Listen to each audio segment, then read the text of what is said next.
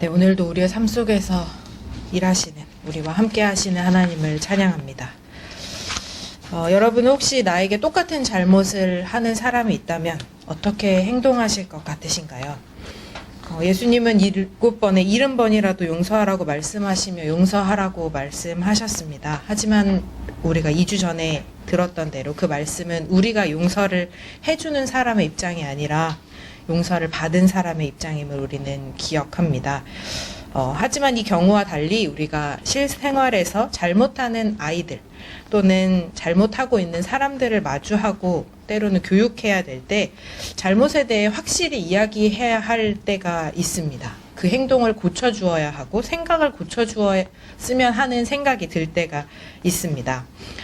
지난주 기사를 보다 보니까 한 연예인이 아이들과 잘 놀아주는 아빠인 동시에 아이들의 교육을 제대로 시키고 있다는 이야기가 기사가 된 적이 있었습니다. 자주 예능 프로그램에 나오는 연예인과 그의 가족이기에 그러려니 했었는데 그 연예인은 자신의 아이들이 버릇없게 행동하지 않도록 제대로 교육을 시킨다라는 이야기를 하고 있었습니다. 그리고 그 이야기를 들은 많은 사람들은 그 연예인을 칭찬했습니다. 자녀의 잘못에 대해 단호하게 이야기해주고 잘못을 뉘우치며 변화될 수 있도록 양육하고 있기 때문이었습니다. 그런데 이 잘못이 계속된다면 그저 나에게 하는 잘못이 아니라 다른 이들에게 피해를 주고 하나님 앞에 누가 봐도 잘못된 일이라면 그것은 용서할 일이 아니기 때문에 때로는 정확히 이야기를 해줄 필요가 있지 않을까, 고쳐줄 필요가 있지 않을까라고 생각했습니다. 가끔 판사, 검사 또는 경찰이나 검찰에 대한 드라마나 영화를 보게 되면 초범에 대한 처벌이 약하다라는 이야기를 들을 때가 있습니다. 처음 범죄를 지은 사람이기에 혹시 모르고 지었을 수도 있고 정말 잠깐의 실수로 지은 죄일 수 있기 때문에 처음 죄를 지은 사람에 대해서 자기의 스스로 그 죄를 뉘우칠 수 있도록 선처를 해주는 것이 바로 그 초범에 대한 법입니다. 그런데 똑같은 죄를 또 다시 짓는 사람에 대해서는 경우가 다릅니다. 이야기가 다릅니다. 처음 범죄에 대해서는 조금은 약한 처벌을 해줄 수도 있고 용서를 해주고 뉘우칠 기회를 주기도 하지만 두 번째부터는 이것을 잘못으로 보는 것이 아니라 습관이 될 수 있기 때문에 전혀 다른 더 강한 범죄를 막기 위해서 절대 선처를 해주는 법이 없습니다. 그런데 바로 이러한 일이 오늘 본문에서 나타나고 있습니다. 바로 니느웨를 향한 하나님의 말씀이었습니다. 여러분은 혹시 니느웨라는 단어를 들으면 제일 먼저 무엇이 떠오르시나요? 우리는 보통 니느웨라고 하면 이 선지자를 가장 먼저 떠올릴 것입니다. 바로 요나 선지자입니다. 니느웨는 아수르의 수도였습니다. 아수르, 즉 아시리아는 북이스라엘과 남유다로 나누어진 분열왕국 시대에 그 어떤 주변 나라들보다 매우 강한 나라였습니다. 바벨론 이전에 가장 강한 나라였고 주변 나라들을 수시로 공격하고 괴롭혀서 주변 나라들에게 그 자신들의 힘을 과시하던 그런 나라였기 때문에 남유다와 북이스라엘은 항상 이 아수르의 공격을 받아왔고 그런 아수르의 공격에 이 이스라엘에게는 이 아수르라는 나라가 항상 적이었고 원수와 같은 나라였습니다. 그런 나라의 하나님은 그들의 잘못을 이야기하시려고 이스라엘 사람, 하나님의 선지자 요나를 제일 먼저 보내셨었습니다. 하지만 요나는 이런 아수르 수도 니느웨에 가서 전하는 것이 굉장히 싫었던 것으로 우리는 판단합니다. 전혀 다른 곳 니느웨와 반대쪽에 있는 나라로 가는 배를 타기도 하면서 여차저차 하던 그 우여곡절 끝에 니느웨에 도착했지만 요나는 대충대충 하나님의 말씀을 전했습니다. 니느웨 성은 어찌나 컸는지 3일길이라고 이야기를 하는데 요나는 그 길을 단 하루 돌면서 하나님의 말씀을 정말 대충 전했던 것 같습니다. 그리고 나서 이제 심판이 오나 보자 하고 산 위에 올라가 니느웨를 보고 있었을 때 오히려 니느웨 성의 사람들이 옷을 찢고 죄를 뿌리며 자신의 죄를 회개함을 보았습니다. 니느웨 성은 그렇게 첫 번째로 하나님의 말씀을 들었을 때 하나님의 말씀을 듣고 하나님께 한 자신들의 잘못을 회개하며 하나님의 심판을 두려워하여 용서를 구했던 그런 도시입니다. 그렇게 니느웨의 성 아수르는 첫 번째 초범일 때 네, 하나님의 심판을 면한 그런 전적이 있는 그런 도시였습니다. 하지만 그때 그 회개 사건이 있은 지 130년쯤이 지난 지금 그 도시 니느웨 성을 우리는 나훔을 통해 다시 한번 보게 됩니다. 그리고 이 니느웨 성은 이전에 우리가 알고 있는 요나 때와 비교할 수 없을 만큼 그 어떤 때보다 그 어떤 것보다 포악하고 불의하고 음행이 가득한 나라라고 소개되고 있습니다. 나훔 3장 1절에 보면 화 있을진저 피성이여 그 속에는 괴휼과 강포가 가득하며 늑탈이 떠나지 아니하는도다라고 말합니다. 니느웨 성은 피의 도시 그리고 수많은 거짓말, 우악스러움과 사나움이 가득하고 노략질과 탈취가 일어나는 곳입니다. 3절과 4절에서도 수많은 전쟁으로 죽음과 시체가 무더기를 이루고 음행이 가득하여 많은 이들을 미혹하고 있음을 말하고 있습니다. 이렇게 이전 잘못들보다 더 강해진 악행이 가득한 도시 니느웨를 향해 하나님은 이전보다 강하고 단호하게 그들을 심판하고자 하십니다. 한 번은 기다려주고 심판을 거두셨지만 이전보다 더 강해진 악행을 그냥 덮어두지 않으시는 것입니다. 더 강한 심판, 그들을 멸하겠다라고 말씀하셨습니다. 그리고 이러한 하나님의 심판이 오늘 선지자 나훔의 입을 통해 전해지고 있습니다. 사실 나훔서는 책 자체도 굉장히 짧고 소선지자 중에 그냥 한 사람 정도로 성경에 있는 그저 한 사람으로 기억될 뿐입니다. 우리가 억지로 찾아 읽지 않는 한 잘 찾지도 않는 사람입니다. 그리고 그러한 나훔의 소개도 굉장히 짧습니다. 나훔에 대한 소개는 1장 1절에 나타나고 있습니다. 니느웨에 대한 중한 경고, 곧 엘고스 사람 나훔의 묵시의 글이라. 나훔은 자신의 가족에 대한 소개도 자신이 활동할 때의 시기도 명확히 언급하지 않고 그냥 나훔이 이야기한 것이 무엇인지, 즉 니느웨에 대한 중한 경고를 이야기하는 사람, 그리고 자신의 출신 엘고스 사람이라고 소개하고 있습니다. 하지만 이 엘고스란 곳도 명확하지 않습니다. 엘고스란 지역은 성경 어디에도 나오지 않고 그리고 나훔이란 이름도 이 나훔서에서만 나타나는 단어입니다.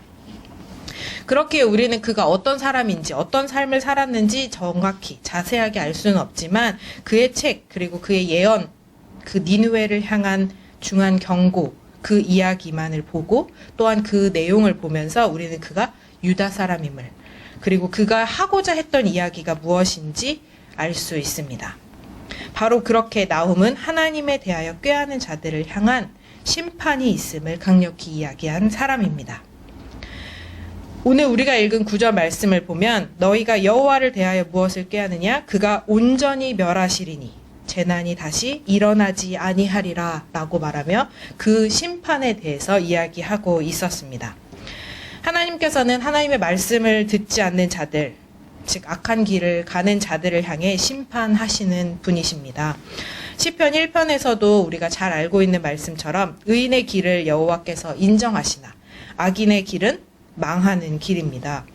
하나님께서는 첫 번째 요나의 입을 통해서 니느웨를 향해 너희의 악독으로 인해 심판을 받을 것이다 라고 말씀하셨었고, 그리고 다시 한번 악의 길을 가고 있는 니느웨를 향해 이제는 진짜 너희에게 심판이 있을 것이다 라고 말씀하십니다. 그 땅에 하나님의 심판으로 온전히 멸할 것이기에 그곳은 황량한 곳이 되어서 그 어떤 것도 다시 일어나지 않을, 재난이 다시 일어나지 않을, 그 어떤 것도 일어나지 않을 죽은 땅이 될 것이라고 말씀하십니다. 그리고 그들은 10절에 이어지듯이 가시덤불같이 엉클어지고 술을 마신 것 같이 취한 그들이 마른 지푸라기 같이 다 탈 것이다 라고 말씀하셨습니다. 14절에도 나타나듯이 그의 이름조차 사라지게 될 것입니다. 하지만 9절 앞부분을 보니 이 심판을 받는 이들에 대한 설명이 있습니다. 그들이 심판을 받는 이유, 그들이 다 타고 없어지며 이름조차 사라지게 되는 이유입니다. 그것은 바로 오늘의 제목처럼 여호와를 대하여 꾀하는 자이기 때문이었습니다. 너희가 여호와를 대하여 무엇을 꾀하느냐? 그들은 도대체 여호와를 대하여 무엇을 꾀했을까요? 혹시 우리는 하나님에 대해서 꾀하고 있는 것이 있습니까? 오늘 본문 바로 앞인 나움 1장 2절에서 8절까지 나옴은 하나님 여호와의 성품, 여호와에 대해 이야기하고 있었습니다. 여호와가 어떤 분이신지 말하고 있습니다. 여호와는 투기하시며 보복하시며 진노하시는 분이라고 소개합니다. 그런데 그저 진노하시고 그냥 보복하시는 분이 아니라 자기를 대적하고 자기를 거스리는 자에게 그러하신다라고 말하고 있습니다. 하나님은 죄인을 향해 진노를 불처럼 쏟으십니다. 그런 하나님이기에, 그런 하나님을 우리는 알기에 우리는 하나님을 거스르거나 하나님에 대하여 꾀하지 않습니다. 그런데 니느웨는 그것을 거스르며 대적했으며 하나님에 대하여 꾀하고 있다라고 성경은 이야기합니다. 11절에서도 보면 여호와께 악을 꾀하는 한 사람이 너희 중에 나와서 사특한 것을 권한다라고 말하고 있습니다. 사특한 것이란 못되고 악함을 뜻합니다. 하나님의 거룩한 뜻에서 벗어나 타락한 본성과 부패한 욕정에 따라 마음대로 사는 모습입니다. 결국 이 여호와에 대하여 꾀하는 자들은 하나님의 뜻대로 사는 것이 아니라 하나님을 나의 생각에 껴맞추고 내 생각대로 하나님을 섬기는 그런 모습을 이야기하고 있습니다. 결국 하나님께 나아가는 길이 아니라 하나님을 꾀하며 하나님께 악으로 대적하는 자들입니다. 그리고 그들이 결국 하나님의 심판을 피할 수 없다라고 말씀하십니다. 12절처럼 그들이 비록 강하고 많을지라도 반드시 멸절을 당한다고 말씀하십니다. 그런데 놀라운 것은 이러한 자들, 이러한 심판 사이로 하나님의 말씀이 보여지고 있습니다. 바로 유다를 향한 말씀입니다.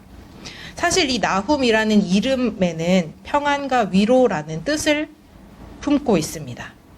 심판을 이야기하는 나훔이 니느웨를 향해 경고를 하는 평안과 위로의 나훔이다라고 이야기하는 것입니다. 그런데 굉장히 이는 모순적인 게 보입니다. 경고와 평안과 위로가 함께 할 수 없지 않습니까?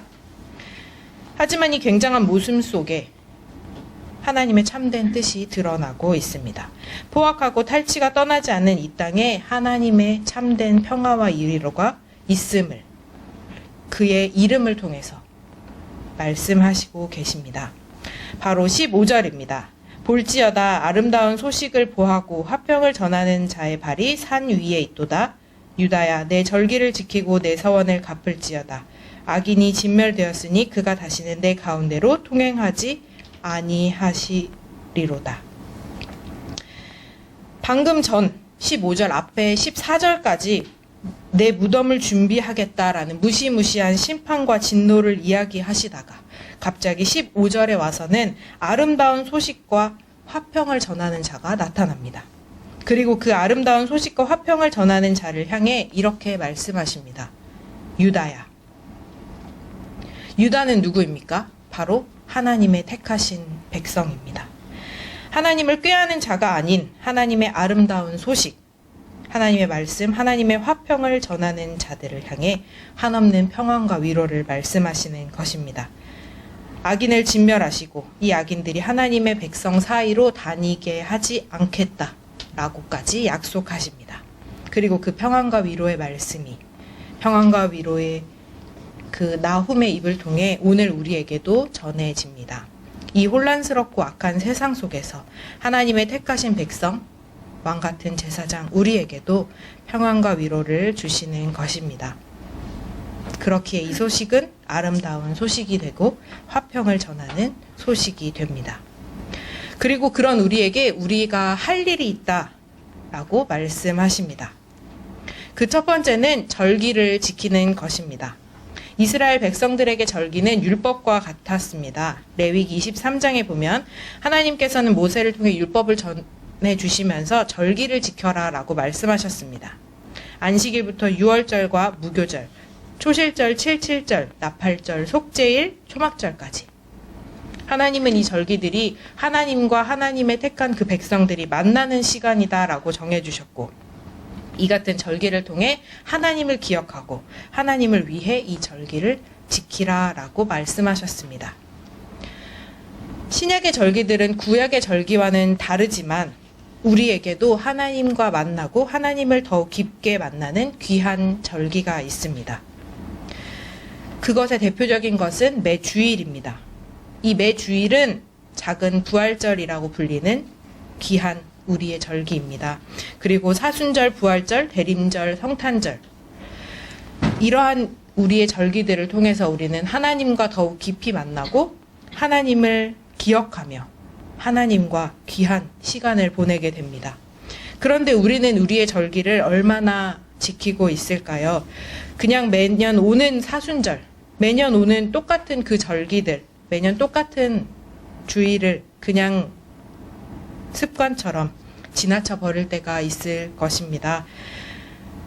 오늘 이 말씀을 통해 더욱더 우리가 하나님과 만나는 이 시간들을 우리가 더욱 기억하고 포악과 강포가 많은 세상 속에서 참된 평화와 위로를 누리는 절기가 되었으면 좋겠습니다. 바로 오늘은 사순절이 시작되는 제 수요일입니다. 참회의 수요일입니다.